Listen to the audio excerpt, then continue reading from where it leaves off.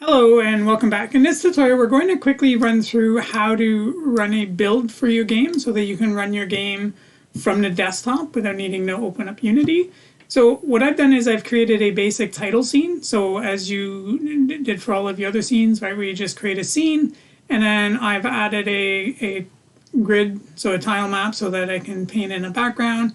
And then I added the castle, which is part of our game itself, or part of the main scene anyways, of where our hero character is coming from to save the princess. So, and then I added a couple of game objects for our main people. So the princess who was kidnapped, and then the frog who was changed into a frog from a knight. Then I have a few other effects in the title scene, but that's fine. And then from there we want to add so I added a UI text. This text I did change, so you might notice that I have a different text. Text is fairly easy to change. We didn't do it in any of the other ones. So in Google Fonts, if you go to Google Fonts, you can find and go through a whole range of different fonts. You can scroll through them, find ones that you like, and then you can just download them. And on your desktop, and then in the fonts folder in the assets, you can just drag them into there. And then for the text, you simply just, once you drag them in, there is the text. So depending on the version, I believe the older Unity versions, you had to drag the font over into the font that you want. So if I wanted Press Start, I would drag that over here. Now with them in your fonts folder, you can simply just click on the font and then change it to what you want. So I believe the preset is Arial, I think it was. And then you just change it, right? So if I want to use that as my font, or so on, right? So you can just work through and pick the one that you want to use. Keep in mind as you change your fonts, depending on that, your scene might change a bit. So just make sure that in your font, right? So if I change the font to, to this, it's not going to show up fully because this is your, right? That's the scene itself. So the T is going to be cut off. So you don't want to have that one. So, or you can just change the size of it and so on. So this works fine. It's in there. So you'll notice in the game mode, I don't know why that popped out of here, but that's fine. So in our game mode, it looks like it's off the border, but that's fine because it's within the scene itself. That's because within the game mode, depending on how these are stretched, right, it's going to change anyways that way. So anyway, so that's that. So set up a basic title scene. You can add a title, create a background, and so on. And then the other thing that I did was I added a game object called Start Game. And then in that game object, I just added a basic script. And all the script is, it allows us to load the next scene. So from the title scene, we want to then load into the actual game to start the game. So I have it as the text on the bottom said, press start to start the game. Right, so in here, all we have is our if input.getKeyDown is the space, and then scene manager load the map scene.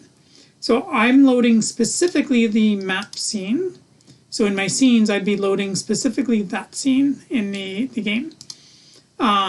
If you didn't expand through the Lesson 20B tutorials, that's fine. So you might just have it as load the next scene and so on. So this was the code you used as you went from scene 1 to scene 2 and so on. So as you load in the next scene, you finished it, and then this script would run, and then it's going to load so from the get active scene, so you'd be in the active scene, and then it's going to load the next scene in the build index.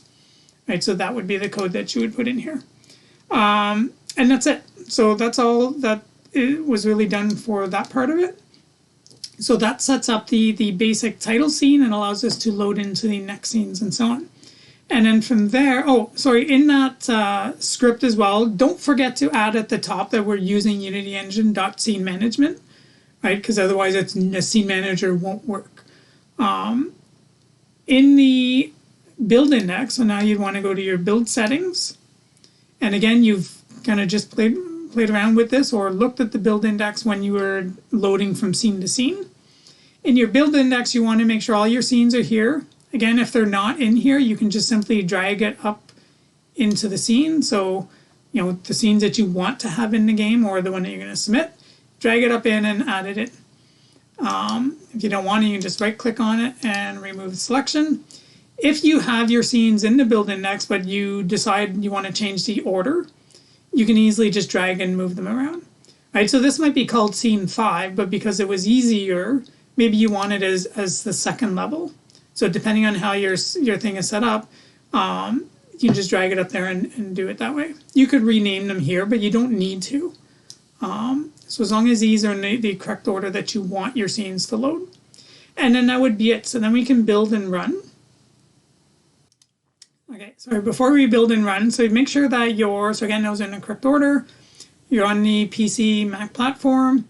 We're creating a target for Windows, and then we're going to build and run, and we want to put it into a folder. So I've done this a couple of times now. So we're going to create a new folder.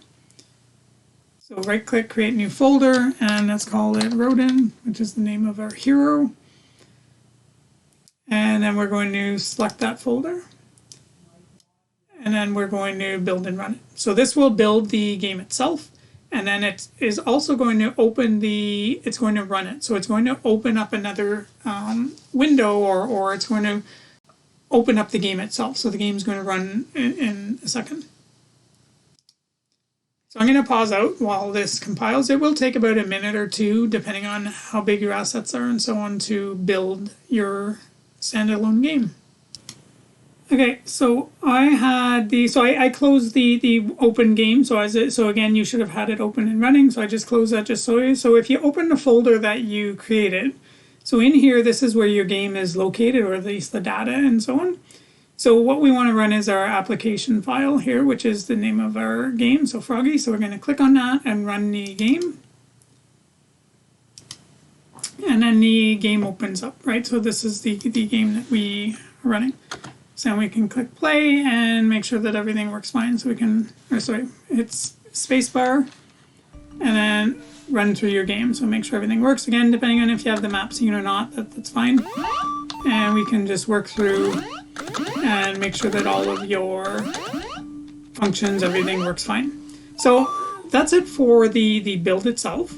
Again, just run through and make sure that all of your things work. And again, as you go through, you might find little glitches, which is fine. That's typically of any game development. You know, as games get built, there's always errors, there's always patches to the game and so on.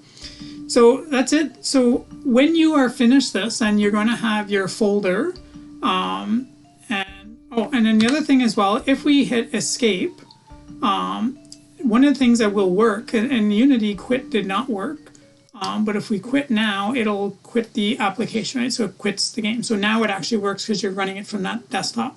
If you remember when we added that into the menu bar during the game development, it doesn't work in Unity. That's because it's an application program for the desktop. So anyway, so that's it for the game design in that. What you're going to need to do is zip your folder, so our Rodin folder, you're going to need to zip that and then submit it into the Dropbox for the game.